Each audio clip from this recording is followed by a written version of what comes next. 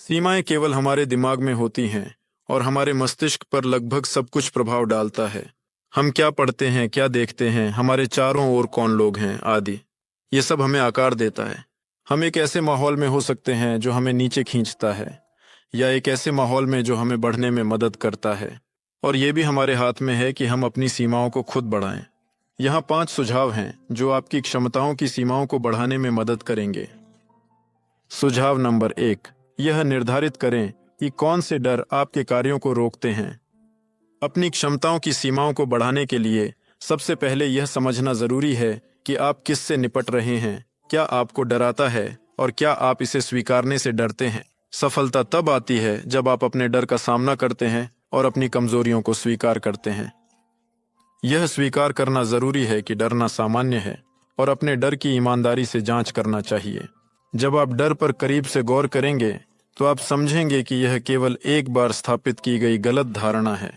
डर जैसा कि है वास्तव में नहीं होता। सुझाव नंबर 2, अपने आप को अतिरिक्त प्रयास करने के लिए मजबूर करें, भले ही यह असंभव लगे। आप सोच सकते हैं कि आप पूरी तरह से अपने काम को दे रहे हैं, लेकिन शायद ऐसा नहीं है। सच्चाई यह है कि ऐसा नहीं होता।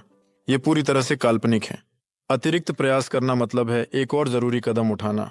यह वह दर्द है जिसे आप सहन करने के लिए तैयार हैं, जब तक कि आपको वह नहीं मिल जाता जो आप चाहते हैं।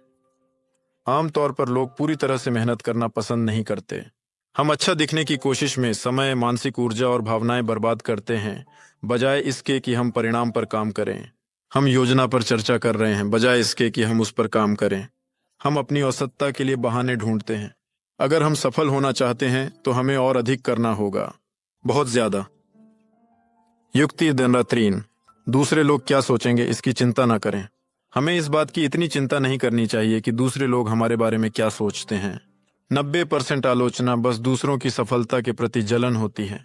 एक नियम के रूप में, आलोचक स्वयं उन लोगों के समान बनने से गुरेज नहीं करेंगे जिनकी वे आलोचना करते हैं, लेकिन वे खुद को ऐसा करने की अनुमति नहीं देते। जैसा कि कहा जाता है, जो कर सकता है वह करता है और जो नहीं कर सकता वह बस आलोचना करता है। संरचनात्मक आलोचना बहुत कम होती है और कभी कभी इसकी भी कमी होती है।